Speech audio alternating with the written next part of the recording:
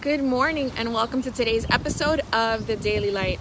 I hope you guys can hear me okay. I wanted to be outside because I love the warm weather. I'm a summer baby. And I hear the birds chirping, and I really believe that birds chirping are really the animals praising God. So there isn't a better place to be. So since about Friday night, I've had a horrible pain in my neck, like back here and in my shoulders. Like I have trouble sleeping. There's no position in which I could get comfortable. It has me dependent on pain relievers. I'm gonna have to go book a massage just to see if I could feel better.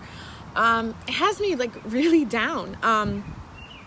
By the grace of God, I've been able to work out, but then after I work out, it's like I have the pain right back in my neck. And like I said, there's like no position in which I can get comfortable. And as I'm thinking about this and praying about this, I thought about Paul. And I wanted to ask you guys, do you have something in your life that's holding you down? Just like I have this physical pain right now, there could be something going on emotionally, physically, spiritually that's weighing you down. And it's something that you're asking God to take away from you. And Paul understands. Paul's been there. Let me read to you guys something that Paul said in 2 Corinthians chapter 12.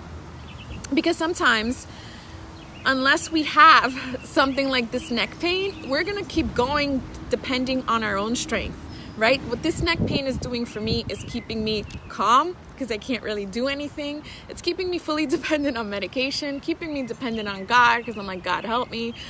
But, if it wasn't for this, then I'd be running around doing my thing. And a lot of times, spiritually, the same thing happens to us. So let's hear about Paul and this thorn that God gave him in his flesh.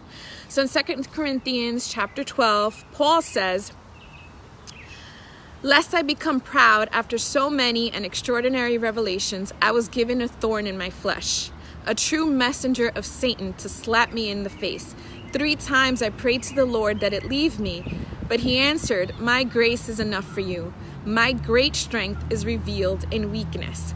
And this is a really beautiful, beautiful passage, because what happens to us unless we have that problem that weighs us down, we depend on us. If I didn't have this pain, like I said, I'd be running around thinking that I'm superwoman, and maybe God just wants me to rest. Maybe God just wants me to take it easy, because the truth is that I'm all over the place. But I want you to think about that emotional, spiritual, relational, financial problem that you have in your life right now, and ask yourself, if you didn't have it, would you be as dependent on God as you are now? Because sometimes it's not really so much the devil that sends it. It's God.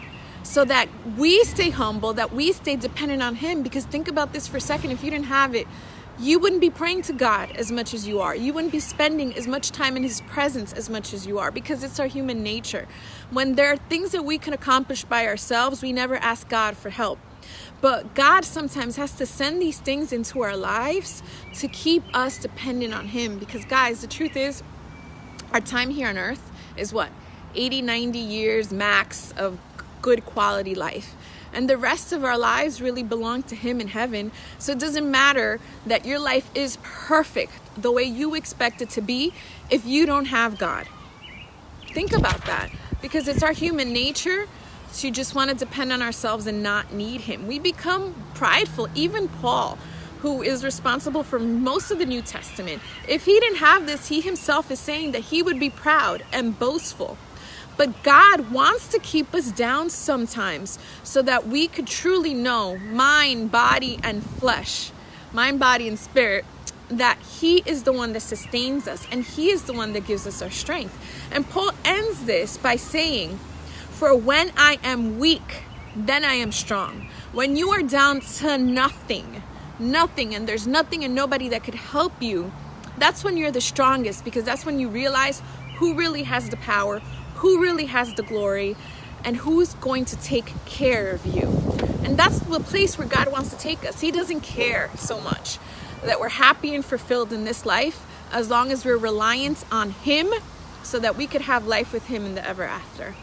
That's what really matters. And that's where we have to set our hearts, because when we're in this place where he's keeping us humble and dependent on him, that's when he could do great things in our lives. Because let's say going to the doctor for me with this neck pain, maybe I wouldn't go to the doctor if I didn't have this neck pain. Maybe you wouldn't be praying enough to God if he didn't have something to keep you down. Because it's in those moments of humility that he can take your heart and change you. He wants to change you into a better person that's going to deserve life everlasting. Not someone that just has it together here on earth, doesn't go through any problems, nothing. So if there's something like this that Paul was saying, that he prayed 3 times for God to remove this thorn. And the thorn could be a sin, it could be a problem. Paul never tells us what that thorn in his flesh is, but it makes this relatable because you have that thorn in your flesh right now. There's nobody that doesn't have it. But use it to keep you reliant on God only, not on your own strength, because then you would think that you can do everything on your own, and you can't.